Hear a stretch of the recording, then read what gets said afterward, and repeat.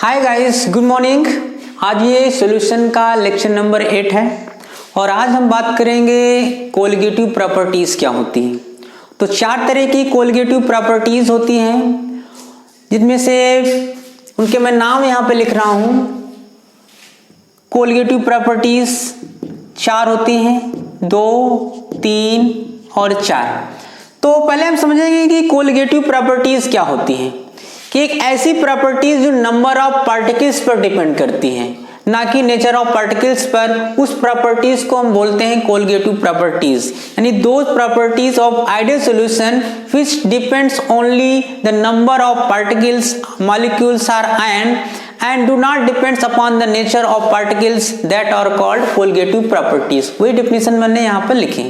तो मैंने बताया 4 प्रकार की कोलिगेटिव प्रॉपर्टीज हैं। तो पहले नंबर पर है lowering of vapour pressure, lowering of vapour pressure, ठीक। दूसरे नंबर पर है elevation in boiling point, elevation of boiling point, ठीक, या इन बॉइलिंग पॉइंट। तीसरे नंबर पर है depression, depression of freezing point, freezing point. चौथे नंबर पर है ऑस्मोटिक, ऑस्मोटिक प्रेशर। तो ये 4 प्रकार की कोलिगेटिव प्रॉपर्टीज हैं। Lowering of vapour pressure, elevation of boiling point, जिसके बारे में आज हम इस वीडियो में डिस्कशन करेंगे। ये लोअरिंग ऑफ वेपर प्रेशर हम पहले ही डिस्कशन कर चुके हैं। ये है आपका लेक्चर नंबर 5 में मिलेगा, लेक्चर नंबर 5 में आप इसको देख सकते हैं, ठीक, इसी वीडियो में। और इस बारे में हम आज डिस्कशन करेंगे कि एलिवेशन ऑफ बॉइलिंग पॉइंट क्या होता है। लोअरिंग ऑफ वेपर प्रेशर में आपको दिला दूं याद कि इसमें हमने राउल्ट्स लॉ पढ़ा था। राउल्ट्स लॉ में हमने आपको ये बताया था कि इस तरह, यानी कि प्योर सॉल्वेंट का वेपर प्रेशर माइनस सॉल्यूशन का वेपर प्रेशर क्या कहलाता है? Lowering of vapour pressure. जब इसको हम कंपेयर करते हैं प्योर सॉल्वेंट से, तो इसी को हम बोलते हैं relative lowering of vapour pressure, जो कि number of moles of solutes के इक्वल होता है। यानी कि एक्स बी, यहां पर मान लेते हैं बी क्या था हमारा? सोल्यूट, ठीक। यानी ये मोल्स पर डिपेंड करता है। और मोल्स क्या होता है कि नंबर ऑफ पार्टिकल्स या मॉलिक्यूल्स, यानी यहां पर मोल्स का मोल प्रभाज होता है सोल्यूट का। सोल्यूट का हम यहाँ पे मोल प्रभाज निकालते हैं, और मोल आपको कैसे निकालना है ये आपको पहले से ही पता हुआ। तो ये भी एक कोलिगेटिव प्रॉपर्टीज है। इसी प्रकार एलिवेशन ऑफ बॉइलिंग पॉइंट है, जो कि नंबर ऑफ पार्टिकल्स पर डिपेंड करता है। तो आज हम इस बारे में डिस्कशन करेंगे, ठीक, okay. Elevation of boiling point की हेडिंग लगाते हैं, एलिवेशन ऑफ बॉइलिंग पॉइंट, ठीक, एलिवेशन ऑफ बॉइलिंग पॉइंट। ये दूसरी कोलिगेटिव प्रॉपर्टीज है एलिवेशन ऑफ बॉइलिंग पॉइंट। पूरी डिटेल्स इसमें स्टडी करेंगे। एलिवेशन ऑफ बॉइलिंग पॉइंट, ठीक। तो सबसे पहले हम जानते हैं कि बॉइलिंग पॉइंट क्या होता है, यानी कि बीपी बॉइलिंग पॉइंट क्या है, ठीक। तो मैं आपको बता दूं कि हम एक ऐसे सॉल्यूशन को ले रहे हैं जिसमें जो सोल्यूट है वो नॉन वोलेटाइल है। यानी कि सॉल्यूशन में हम ले रहे हैं सोल्यूट नॉन वोलेटाइल। क्या ले रहे हैं? Non volatile, non volatile. ये जो है एक सोल्यूट है, ठीक। तो इसका जो है नॉन वोलेटाइल जब मिलाते हैं किसी सॉल्वेंट में, जो सॉल्यूशन बनता है, तो उसका वेपर प्रेशर क्या हो जाता है? डिक्रीज हो जाता है। यानी कि जो वेपर प्रेशर है वो पहले की अपेक्षा डिक्रीज हो जाता है, ठीक। यानी कि होता क्या है कि हम जो है सोल्यूट लेंगे नॉन वोलेटाइल और सॉल्वेंट होता है वोलेटाइल, तो जो सॉल्यूशन में वेपर बनती है वो केवल सॉल्वेंट से ही बनती है, ना कि सॉल्यूट से। क्योंकि जो सॉल्यूट है हमने क्या लिया है? नॉन वोलेटाइल है। तो जो सॉल्यूशन होता है उसका वेपर प्रेशर प्योर सॉल्वेंट से कम हो जाता है। ठीक, तो जब कम हो जाता है तो हमें उस लिक्विड को बॉयल करने के लिए अधिक टेम्परेचर की आवश्यकता होती है। तो मैं बता दूं आपको कि बॉइलिंग पॉइंट क्या होता है। किसी भी लिक्विड का जो बॉइलिंग पॉइंट होता है वह टेम्परेचर होता है जिस पर उसका वेपर प्रेशर उसके सराउंडिंग के एटमॉस्फेरिक प्रेशर के बराबर होता है। तो यहाँ पे हम डिफिनेशन लिखते हैं इसकी, बॉइलिंग पॉइंट की डिफिनेशन, यानी the boiling point, the boiling point of a liquid is the temperature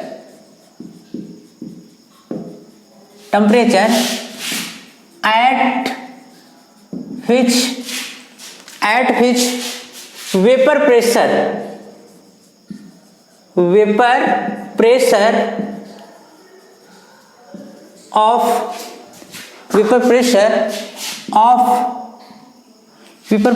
of a liquid becomes equal to the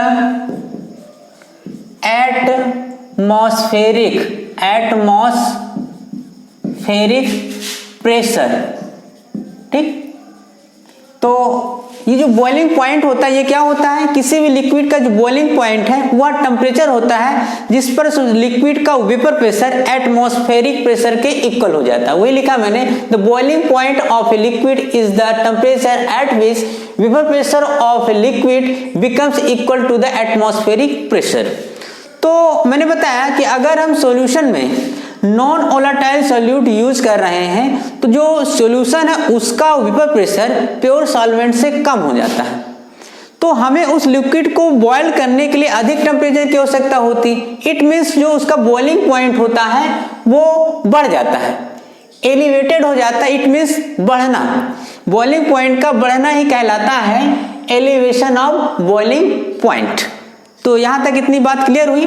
अब इसको हम जरा ग्राफ के रूप में समझते हैं। मान लें हम जो है यहाँ पे देखिए एक ग्राफ बना रहे हैं वेपर प्रेशर और टेम्परेचर के रेफरेंस में, वेपर प्रेशर और टेम्परेचर के रेफरेंस में बना रहे हैं। यानी इधर हम ले रहे हैं टेम्परेचर,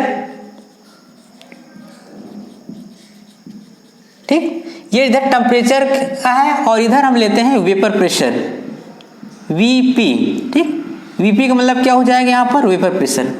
तो मैंने बताया कि जो सॉल्वेंट होता है उसका वेपर प्रेशर सॉल्यूशन से ज्यादा होता है।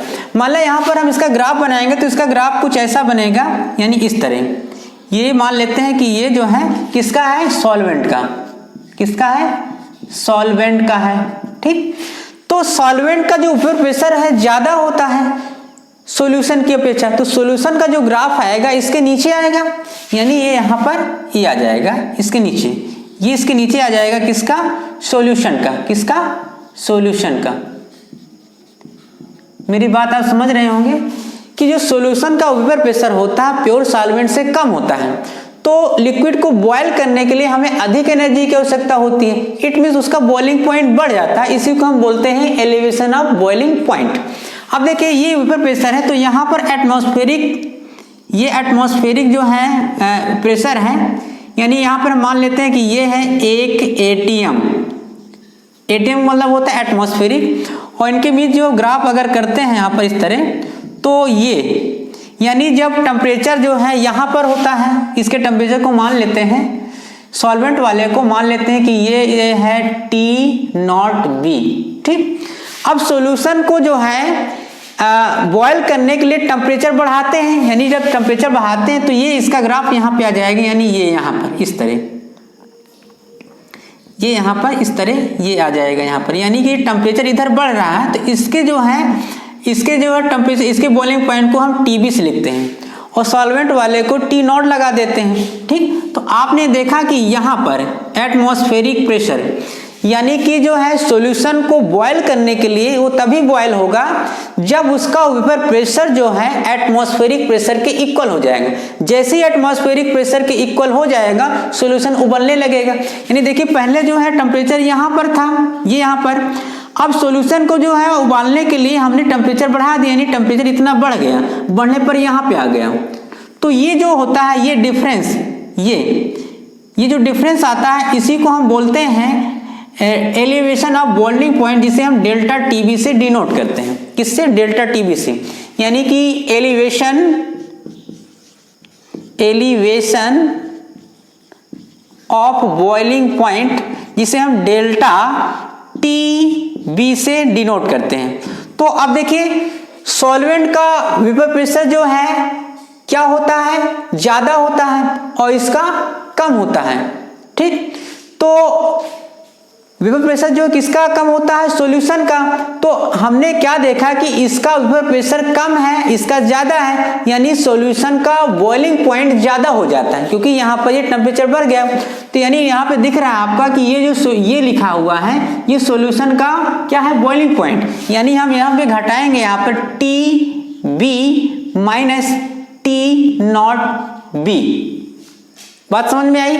यानी डेल्टा टीबी तो हो गया एलिवेशन ऑफ बॉइलिंग पॉइंट, और T और B क्या होता है? ये होता है बॉइलिंग पॉइंट ऑफ सॉल्यूशन।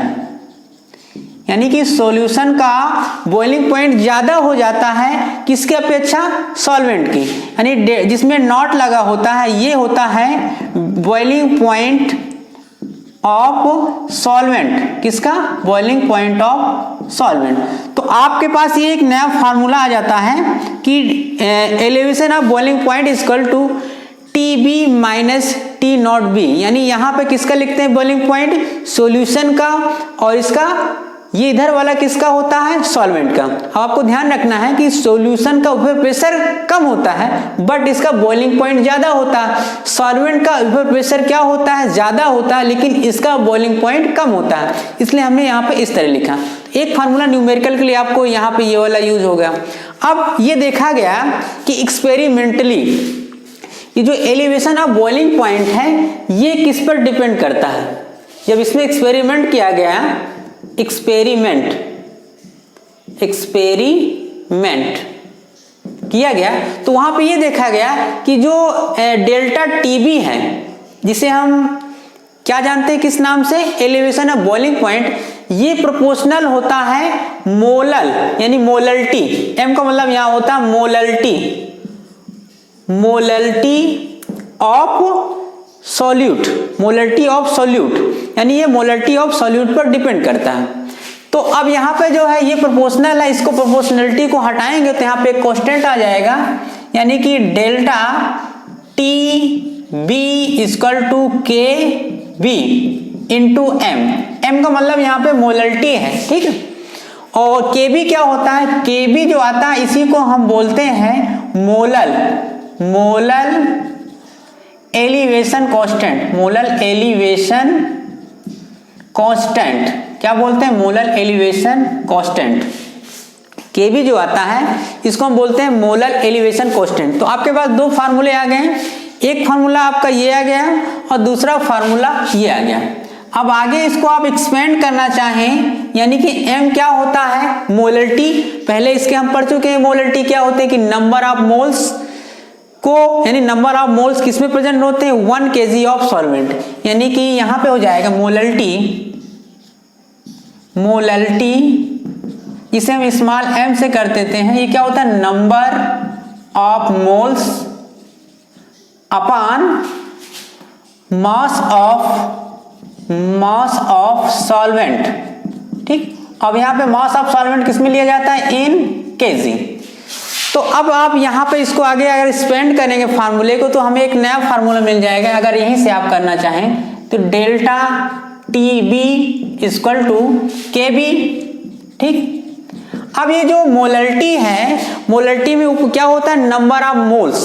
तो मोल्स को हम कैसे करते हैं? यानी कि पदार्थ की अमाउंट की मात्रा अपान इसका अनुभाग नीचे कर देंगे M इंटू तो मास ऑफ सॉल्वेंट को कर दें कैपिटल W से, ठीक। अगर ये अमाउंट जो है सॉल्वेंट की ग्राम में है तो किलोग्राम में कन्वर्ट करने के लिए क्या करते हैं, 1000 से डिवाइड करते हैं तो 1000 यहाँ पे ऊपर चला जाएगा, ठीक। तो ये फार्मूला यूज कर सकते हैं, एक ही है। अगर किसी क्वेश्चन में जो मोलरिटी डायरेक्ट दी गई है तो आप इसको यूज कर सकते हैं।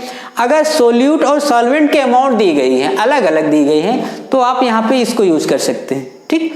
तो आपको ये 3 फार्मूले यूज करने हैं। एक तो ये हो गया नंबर 1, ठीक। नंबर 2, अगर यहाँ पे मोलरिटी दी गई है, अगर सोल्यूट और सॉल्वेंट के अलग अलग अमाउंट दी गई है, तब आप इसको यूज करेंगे, ये फार्मूला, ठीक। तो इतना आप नोट कर लीजिए। फिर मैं बात करूंगा सीधे इसके न्यूमेरिकल्स की, और न्यूमेरिकल्स में आपको 5 या 6 क्वेश्चन बताऊंगा, तब तक आप इसको नोट कर लें। ओके, ठीक, नोट कर लीजिए, ठीक है।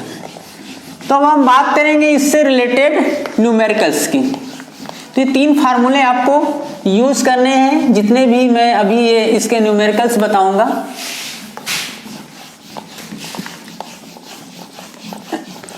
एलिवेशन ऑफ बॉइलिंग पॉइंट के बहुत ही आसान है।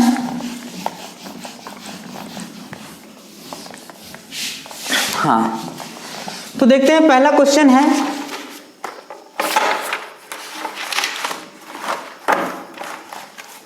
क्वेश्चन नंबर है पहला, यूज करते हैं। क्वेश्चन दिया गया है, when 1.80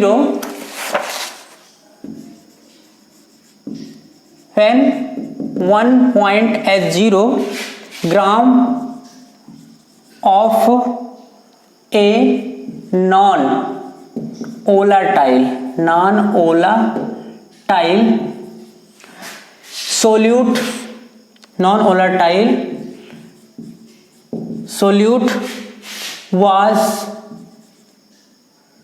dissolved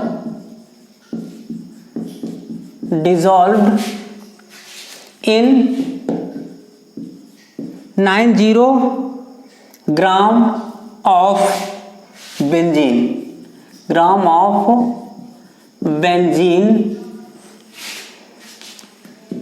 the boiling point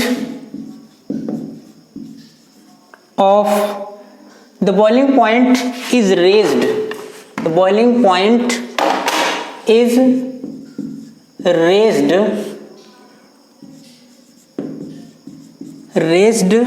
to 354.11 kelvin, ठीक। और इसमें डेटा दिया गया है BP of benzene equal to 353.23 kelvin. और क्या दिया गया है, KB for benzene equal to 2.53 kelvin kilogram प्रति मोल, ठीक। Find molar mass of solute, find molar mass of solute, ये पूछा गया। तो क्वेश्चन आप पढ़ लीजिए, क्या दिया गया है कि when 1.80 gram of non volatile solute was dissolved in 90 gram of benzene, the BP is raised, यानी बॉइलिंग पॉइंट बढ़ रहा है, कितना, 354.11 केल्विन। और बॉइलिंग पॉइंट ऑफ बेंजीन दिया गया है, KB फॉर बेंजीन भी दिया गया है। Find molar mass of solute, यानी जो सोल्यूट है उसका हमें मास निकालना है।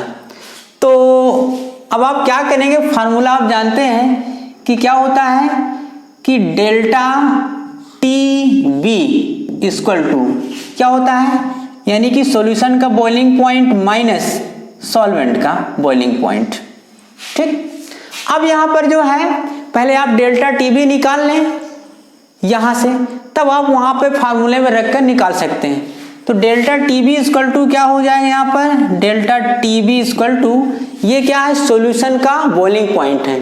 तो boiling point is raised to 354.11, तो ये किसका दिया गया है, यानी ये सॉल्यूशन का बॉइलिंग पॉइंट दिया गया है। तो यहाँ पे नोट करेंगे कितना है, 354.11 माइनस, अब देखिए बॉइलिंग पॉइंट ऑफ बेंजीन, यानी बेंजीन यहाँ पे सॉल्वेंट है, ठीक, और नॉन वोलेटाइल क्या है, सोल्यूट है। तो यहाँ पर ये बेंजीन, यानी कि ये बेंजीन क्या है, सॉल्वेंट, तो सॉल्वेंट का यहाँ पे रखेंगे कितना है, 353.23। अब इसको माइनस कर दीजिए तो कितना आ जाएगा, माइनस करने में 0.88 केल्विन। अब हम केल्विन क्यों यूज करें, क्योंकि केल्विन में दिया गया है, ठीक। हमें फाइंड आउट करना मोलर मास ऑफ सोल्यूट, तो हम फार्मूला जानते हैं कि delta T B equal to क्या होता है, के बी इंटू मोलैलिटी, ठीक। अब इसको आप आगे एक्सपेंड करेंगे तो यहाँ पे हो जाएगा के बी इंटू मोलैलिटी। अब मोलैलिटी में आपको पता है कि मोल्स आप ऊपर नीचे होते, नीचे क्या होते हैं, mass of solvent in KG, तो मोल्स को आगे कन्वर्ट करेंगे, यानी कि मास ऑफ, यानी मास को मान लेते हैं कि स्मॉल डब्ल्यू, ये किसका, स्मॉल डब्ल्यू हम ले रहे हैं सोल्यूट के मास के लिए, ठीक, अपान इसका मोलर मास स्मॉल एम कर देते हैं, ठीक, और कैपिटल डब्ल्यू जो है मास ऑफ सॉल्वेंट। अगर ये मास ऑफ सॉल्वेंट ग्राम में है तो किलोग्राम में कन्वर्ट करने के लिए 1000 से भाग देंगे, तो यहाँ फार्मूला बन जाएगा ऊपर 1000, ठीक, ये फार्मूला बन जाता है। अब निकालना क्या है कि find molar mass of solute, यानी m निकालना है, तो m इक्वल टू क्या हो जाएगा, के बी इंटू स्मॉल डब्ल्यू 1000, ठीक। अब ये डेल्टा टी बी क्या हो, नीचे आ जाएगा, यानी कि delta T B into capital W. ध्यान रखिए जो कैपिटल डब्ल्यू मैं लिख रहा हूं बार बार, ये सॉल्वेंट का मास होता है, स्मॉल डब्ल्यू सोल्यूट का। तो अब जो चीजें यहाँ पे दी गई यहाँ पे नोट कर दीजिए। के बी देखिए यहाँ पे मान दिया गया है, के बी कितना है 2.53, स्मॉल डब्ल्यू यानी कि नॉन वोलेटाइल की अमाउंट कितनी है 1.80, तो यहाँ रखेंगे 1.80 मल्टीप्लाई करेंगे 1000 अपान डेल्टा टीबी निकल कर कितना आया 0.88 और कैपिटल डब्ल्यू की अमाउंट कितने यहाँ पर देखें 90 ग्राम ऑफ बेंजीन 90। अब इसको आप सॉल्व कर लेंगे तो ये आ जाएगा मोलर मास ऑफ सोल्यूट। अब देखिए इसको हल करेंगे, ये 0 से 0 कैंसिल हो गया, ठीक है, 9 दूनी 18 2 0 मल्टीप्लाई करेंगे तो आ जाएगा यहाँ पर 58 ग्राम, ठीक। तो आपने देखा इस क्वेश्चन में क्या था कि अगर आपको फार्मूला पता है तो आप आसानी से यहाँ पर मोलर मास ऑफ सोल्यूट निकाल सकते हैं। तो ये क्वेश्चन आप नोट कर लें, मैं नेक्स्ट क्वेश्चन नोट करता हूं। ओके, ठीक है, क्लियर कर लियो। देखिए अगला क्वेश्चन है, नेक्स्ट क्वेश्चन है, बहुत ही इजी क्वेश्चन है, आसानी से आप कर सकते हैं।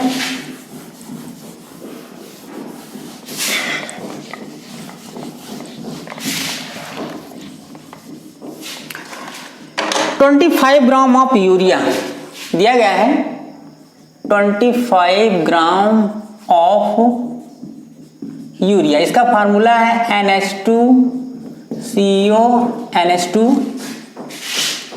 एंड 25 ग्राम थायो यूरिया, इसका फार्मूला है NH2CS NH2, ठीक, are dissolved in 500 gram of chloroform, 500 gram of chloroform chloroform, इसका फार्मूला दिया गया है CHCl3, ठीक। और इसका डेटा दिया गया है BP, यानी BP of CHCl3 equal to 61.2 degree centigrade में दिया गया है। और क्या दिया गया है, KB फॉर क्लोरोफॉर्म दिया गया है। कितना दिया गया, 3.63 केल्विन किलोग्राम पर मोल, ठीक, ये दिया गया। Find out BP of solution, find out BP of solution, ये क्वेश्चन है। तो पहले आप अच्छे से पढ़ लीजिए क्वेश्चन क्या है कि 25 gram of urea and 25 gram of thiourea are dissolved in 500 gram of chloroform. BP of chloroform दिया गया है, KB फॉर क्लोरोफॉर्म दिया गया है, ठीक। Find out BP of solution, यानी यहां पर जो है दो सॉल्यूट आपको दिख रहे हैं। कितने, दो। एक तो ये आपको दिख रहा है यूरिया और दूसरा दिख रहा है थायोयूरिया। तो अब आप किसको सॉल्यूट मानेंगे, तो यहां पर आपको नेचर नहीं देखना है सॉल्यूट का, देखना क्या है, आपको मोल्स देखने हैं। तो आप दोनों के मोल्स को ऐड कर लीजिए, उसके बाद फार्मूले में रख ले। तो यहां पर निकालेंगे टोटल, क्या निकालेंगे, टोटल मोल्स ऑफ सॉल्यूट्स, दोनों को हम जोड़ देंगे, ठीक। तो अब सॉल्यूट से मोल्स निकालने के लिए आपको इन दोनों के मॉलिक्यूलर वेट की आवश्यकता पड़ेगी, तो इसको आप अलग से इधर निकाल लेंगे। तो देखिए यूरिया का फार्मूला होता है NH2CONH2, तो इसका जो मॉलिक्यूलर वेट हो जाएगा, अब देखिए कितने नाइट्रोजन है, 2, तो 2 का कितना हो जाएगा 28। हाइड्रोजन कितने होते हैं 4, तो यहां लिखेंगे 4, ठीक। कार्बन कितना है 12 प्लस एक ऑक्सीजन है 16, जोड़ें कितना आ जाएगा 60। तो ये हो गया यूरिया के लिए किसका सूत्र लिखा है, यूरिया का। इसी प्रकार आप थायोयूरिया का निकाल लीजिए। थायोयूरिया का क्या फार्मूला है, NH2CS, देखिए सल्फर है NH2, ठीक, किसका है ये, थायोयूरिया। अब इसका मॉलिक्यूलर वेट निकालेंगे तो यहाँ पे कितना, 2 नाइट्रोजन आ जाएगा, कितना हो जाएगा 28 प्लस 4 हाइड्रोजन हो जाएगा 4, एक कार्बन 12 प्लस 16, जुड़िए कितना आ जाएगा 75 आएगा, ठीक। अब यहां से आप मोल्स निकाल लीजिए। तो यहां पे हम मोल्स निकालेंगे, तो मोल्स में क्या करते हैं, कैसे निकालते हैं, अमाउंट ऑफ सब्सटेंस यानी 25 ग्राम, यूरिया की अमाउंट कितना 25, नीचे क्या करेंगे, इसका मॉलिक्यूलर मास कितना आया है 60 प्लस ये भी कितना 25 है, और थायोयूरिया का कितना आया है, मॉलिक्यूलर वेट कितना आया है 75। अब इसको आप मोल्स जो है कैलकुलेट करके जोड़ लीजिए, कितना आ जाएगा 25/60, कितना आ जाएगा 0.417, इसका आ जाएगा।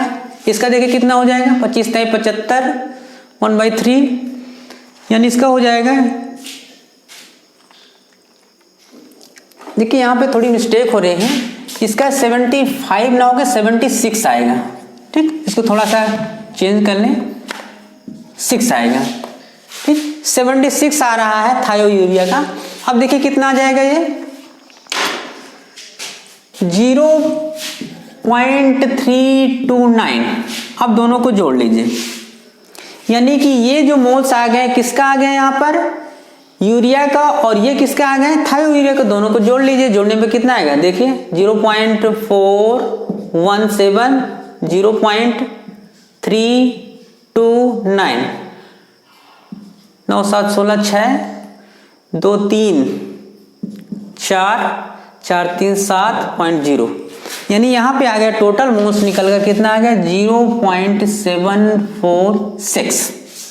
तो हमें निकालना है क्या, find out BP of solution, solution का बॉइलिंग पॉइंट निकालना। तो पहले क्या करेंगे आप, ये निकाल लिया, तो डेल्टा TB यहाँ से आप निकाल लीजिए, कितना डेल्टा TB, तो delta T B equal to क्या होता है, KB इंटू एम। एम क्या, मोलरिटी। ठीक, KB देखिए कि KB की वैल्यू दी गई है 3.63, ठीक, मोल्स। अब देखिए ये मोलरिटी है, ध्यान रखिए ये मोलरिटी होती है, LALITY मोलरिटी, यानी कि मोलरिटी में क्या दोनों मोल्स हमने जोड़ लिए, कितना आया 0.746, ठीक। अपन नीचे क्या करेंगे, सॉल्वेंट, मास ऑफ सॉल्वेंट। अब देखिए कितना है, are dissolve in 500 gram of chloroform, यानी क्लोरोफॉर्म यहाँ पे सॉल्वेंट है, तो इसकी अमाउंट कितनी है 500 ग्राम में। तो किलोग्राम कन्वर्ट करने के लिए क्या करेंगे, 1000 से इसको भाग देंगे, तो यहाँ पे कितना आ जाएगा 3.63, ठीक, 0.746 1000 ऊपर जाएगा अपान 5, ठीक, ये किया 2, पूरा मल्टीप्लाई कर देंगे, कितना आ जाएगा मल्टीप्लाई करने में 5.416 ये आ जाएगा, किस में आ जाएगा, ये केल्विन में आ जाएगा, ठीक। अगर ये केल्विन में दिया, केल्विन में देखिए सेंटीग्रेड में दिया गया है तो सेंटीग्रेड ही रख देते हैं यहाँ पर, जो दिया गया है उसी को सेंटीग्रेड। तो देखिए यहाँ पे क्या ज्ञात करना है, find out BP of solution. अब दूसरा फार्मूला लगाएंगे यहाँ पर। अब डेल्टा TB इक्वल टू क्या होता है, यानी कि सॉल्यूशन का बॉइलिंग पॉइंट माइनस सॉल्वेंट का, ठीक, ये निकल कर आ गया। यहाँ पे कितना रखेंगे 5.416 इक्वल टू TB। अब देखिए सॉल्वेंट का बॉइलिंग पॉइंट कितना दिया गया है, सॉल्वेंट का 61.2, तो यानी कि बीपी ऑफ सॉल्यूशन निकल के आ जाएगा, बीपी ऑफ सॉल्यूशन यानी कि TB इक्वल टू क्या हो जाएगा, ये जुड़ जाएगा, यानी कि 5.416 प्लस 61.2 जोड़ दीजिए, जोड़ने में जितना आ जाएगा ये आ जाएगा बॉइलिंग पॉइंट ऑफ सॉल्यूशन, यानी 66.16 इतना आ जाएगा, ठीक, सेंटीग्रेड में।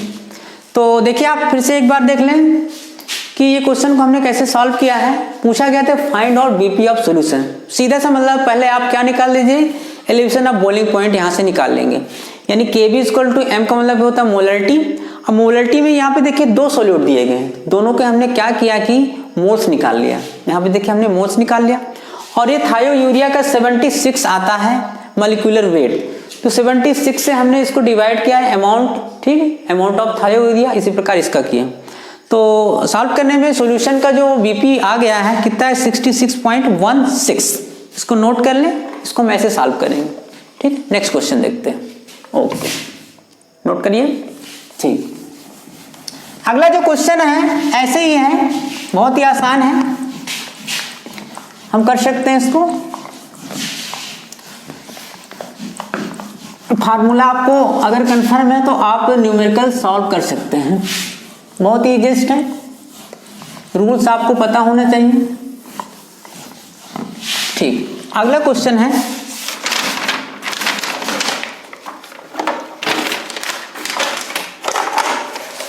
नेक्स्ट क्वेश्चन है 18 ग्राम of glucose, 18 gram of glucose formula C6H12O6 is dissolved in 1 kg water, 1 kg water. Find the BP of solution. Find the BP of solution. Find the BP of solution. और data दिया गया यहाँ पर BP of pure water, BP of pure water यहाँ पर दिया गया है, कितना दिया गया है 373 केल्विन, ठीक।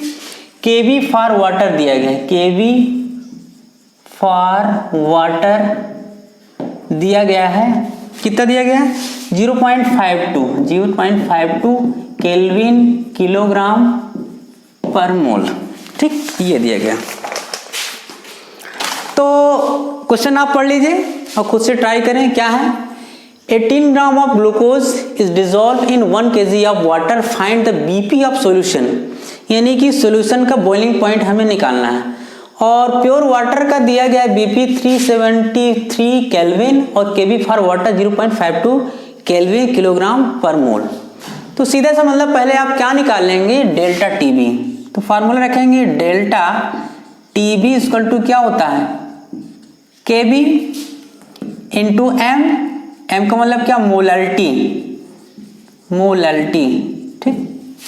अब यहाँ पे निकाल लीजिए आप डेल्टा केबी, केबी की वैल्यू कितनी है 0.52। अब देखिए मोलरिटी मतलब क्या होता है कि moles upon mass of solvent, ठीक। तो पहले आप मोल्स यहाँ पे निकाल लीजिए अलग से, या पहले देख लेते हैं ग्लूकोज का मॉलिक्यूलर वेट कितना होता है। तो ग्लूकोज का फार्मूला होता है C6H12O6, तो इसका मॉलिक्यूलर वेट कितना हो जाएगा 6 गुणते 12 प्लस 12 प्लस 6 गुणते 16, कितना आ जाएगा 180, ठीक। तो बस यहाँ पे रख दीजिए फार्मूले में, यानी कि यहाँ पे मोल्स हो जाएगा, कितनी अमाउंट है 18, ठीक। और इसका मॉलिक्यूलर वेट कितना आ गया 180 और 1 kg हो जाएगा ये क्या चीज़ मास ऑफ सॉल्वेंट। बस इसको कंफर्म कर लें, यहाँ पे कितना आ जाएगा 0.52 1/10 इक्वल टू कितना आ गया 0.052, इतना आ जाएगा, किस में आ जाएगा के में। लेकिन हमें निकालना क्या है, क्या निकालना है find the BP of solution.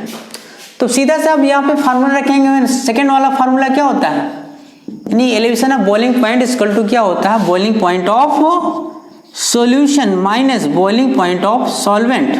Data TB निकल कर आ गया कितना है 0.052 टीबी माइनस, अब देखिए बॉइलिंग पॉइंट ऑफ वाटर कितना दिया गया यहाँ पर 373, तो यहाँ पर रख दीजिए 373, यानी कि 373, तो टीबी इक्वल टू क्या हो जाएगा यानी कि BP of solution, BP of solution equal to क्या इधर जाएगा जुड़ जाएगा, यानी कि 0.052 प्लस 373 कितना जाएगा 373 0.52 किस में आ जाएगा केल्विन में।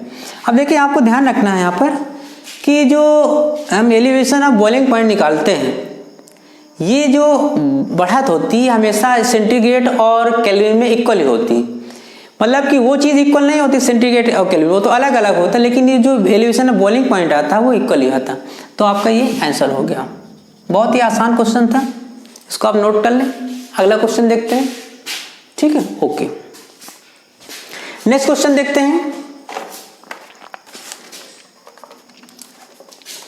हाँ, चौथा क्वेश्चन है, बुक का एनसीईआरटी का क्वेश्चन है, एनसीईआरटी क्वेश्चन। चौथा क्वेश्चन, हाँ 1.5 ग्राम, अगला क्वेश्चन है 1.5 ग्राम यूरिया, फार्मूला होता है NH2CONH2, ठीक है, CO, ठीक है, इज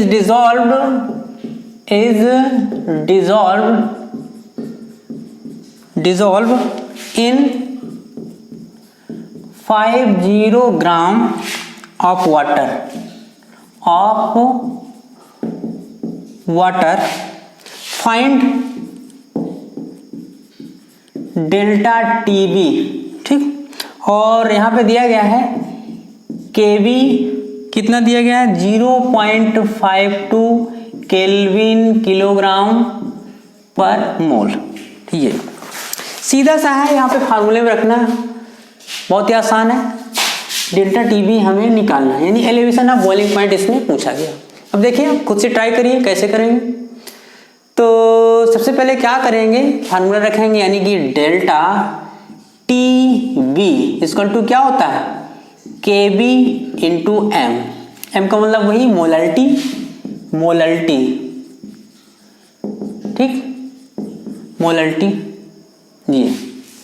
अब मोलरिटी को आगे आप फार्मूले में कन्वर्ट कर दीजिए, यानी यहाँ पे क्या हो जाएगा केबी एम, यहाँ पे हो जाएगा इसकी अमाउंट, यानी कि स्मॉल डब्लू, अगर ये फार्मूला बन जाएगा अपान एम इंटू कैपिटल डब्लू।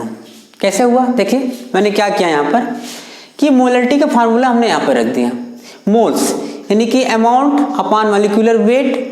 अगर ये सॉल्वेंट का मास जो है ग्राम में है तो किलोग्राम बदलने के लिए हमने क्या किया 1000 का भाग देंगे, तो ये ऊपर चला गया यहाँ पर, बस यहाँ पे वैल्यू रख दीजिए। अब देखिए स्मॉल अमाउंट कितना है यहाँ पर 1.5 ग्राम, कैपिटल डब्ल्यू कितना है यहाँ पर 50 ग्राम, ठीक।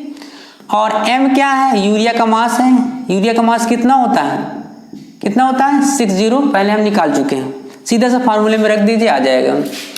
तो बस यहाँ पे रखिए कितना आएगा, केबी की वैल्यू कितनी दी गई 0.52, बहुत ही आसान क्वेश्चन था। स्मॉल डब्ल्यू कितना है 1.5 ठीक। अब देखिए अगर क्वेश्चन में ये केजी में दिया गया है तब हमें 1000 लिखने की यहाँ पे आवश्यकता नहीं है, क्योंकि यहाँ पे ग्राम में है इसलिए हमने यहाँ पे 1000 लिखा है। स्मॉल एम कितना आया, यानी कि यूरिया का मास कितना, मॉलिक्यूलर वेट 60, ठीक। कैपिटल डब्ल्यू मास ऑफ किसका, सॉल्वेंट का कितना 50, बस यहाँ पे सॉल्व कर लीजिए कितना आया 5 दूना 10 0, ठीक। सॉल्व करिए कितना आएगा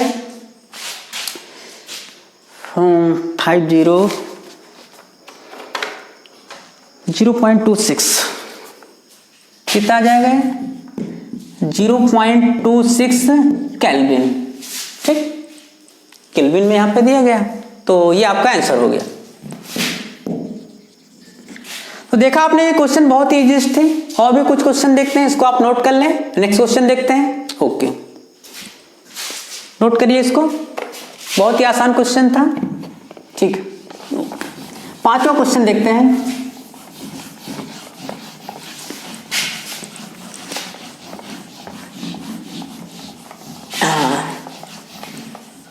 अगला क्वेश्चन है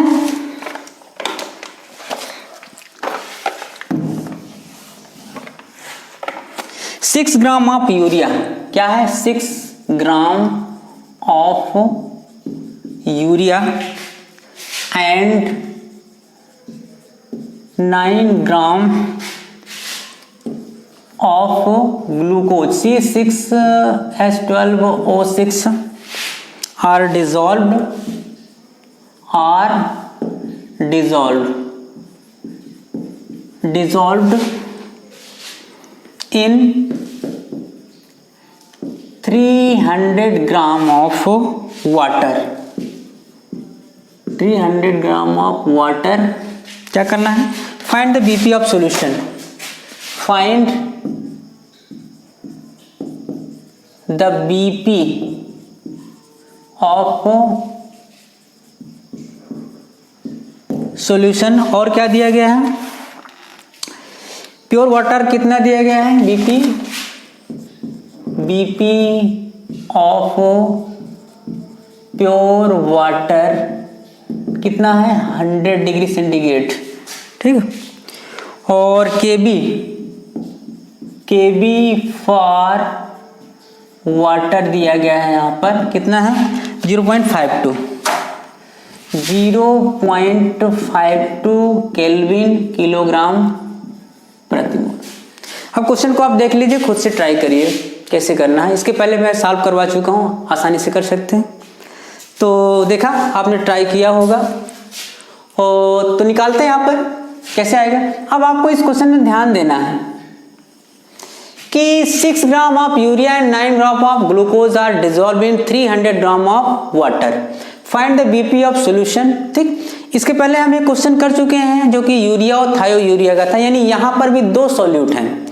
तो हम क्या करेंगे कि दोनों के मोल्स को निकाल लेंगे, यानी कि क्या करेंगे, टोटल मोल्स।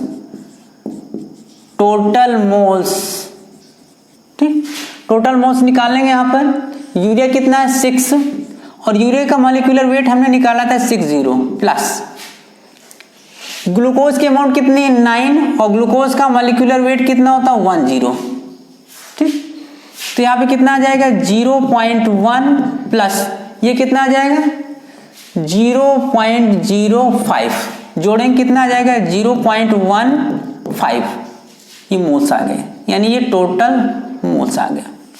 फार्मूला क्या है कि find the BP of solution, यानी पहले हम फार्मूले में रखकर डेल्टा टीबी निकाल लेंगे, यानी कि डेल्टा टीबी इक्वल टू क्या होता है केबी इंटू एम का मतलब क्या मोलरिटी। ये बार बार मैं इसलिए यहाँ पे लिख रहा हूँ ताकि कंफ्यूजन ना हो कि एम का मतलब मॉलिक्यूलर वेट, एम का मतलब क्या मोलरिटी। तो यहाँ पे निकाल लेंगे केबी की मान कितना दिया गया 0.52।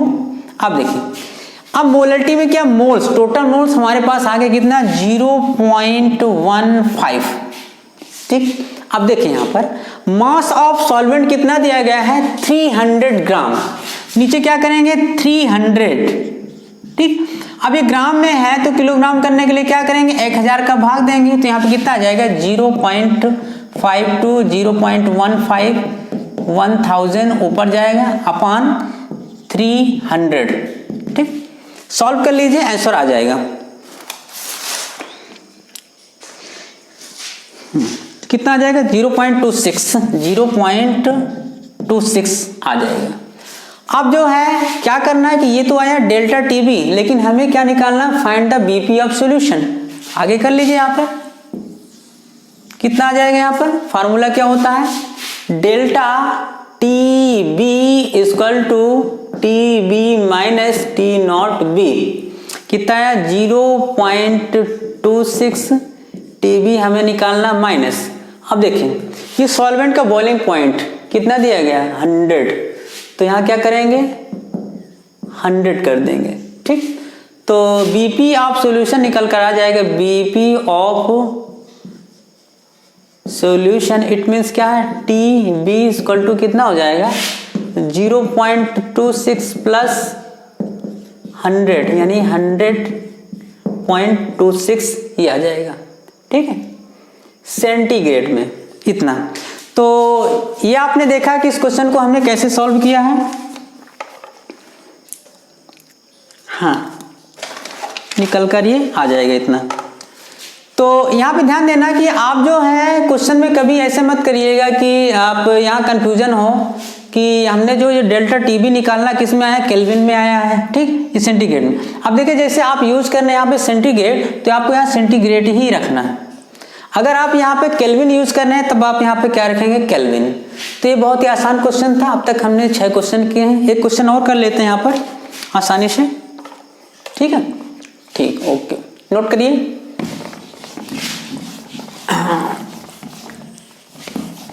अगला क्वेश्चन है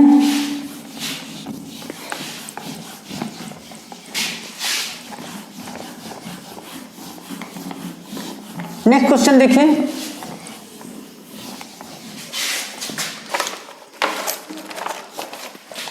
आसान क्वेश्चन है 12 ग्राम of glucose is dissolved in 100 gram of water, 100 gram of water and BP of solution, BP of solution is कितना है 100.34 सेंटीग्रेड। फाइंड आउट मॉलिक्यूलर, हाँ find out molar elevation constant, find out find out molal elevation constant. It means हमें क्या इसमें निकालना है, केबी, ठीक, केबी निकालना है। और क्या दिया गया है, हाँ बीपी ऑफ, हाँ इतना दिया गया है, बीपी ऑफ प्योर वाटर दिया गया है 100, बीपी ऑफ प्योर वाटर दिया गया कितना, 100 डिग्री सेंटीग्रेड, ठीक। तो आप इस क्वेश्चन को देखिए, खुद से ट्राई करिए, यानी कि इसमें find out molar elevation constant, it means KB यहाँ पे निकालना है आपको, केबी। तो बस सीधे रखिए, फार्मूले में आ जाएगा। तो सबसे पहले क्या करेंगे आप, जो है पहले आप इसको निकाल लीजिए, delta T B equal to क्या होता है, यानी boiling point of solution minus boiling point of solvent, ठीक। अब देखिए यहाँ पे दोनों दिए गए हैं, यानी कि सॉल्वेंट का भी दिया गया है और सॉल्यूशन का भी दिया गया है। तो देखिए यहाँ पे कहाँ पे क्या दिया गया है कि बीपी ऑफ सॉल्यूशन कितना है, 100.34, ठीक। अगर आप इसको केल्विन में बदलना चाहें तो कितना करेंगे, 273 इसमें ऐड कर देंगे माइनस।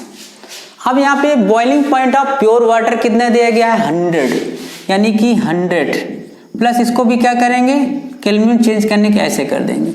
तो यहाँ पे कितना आ जाएगा, 373.34 माइनस यहाँ पे कितना हो जाएगा, 373, निकालने पे कितना आ जाएगा, 3.34 केल्विन, ये आ गया।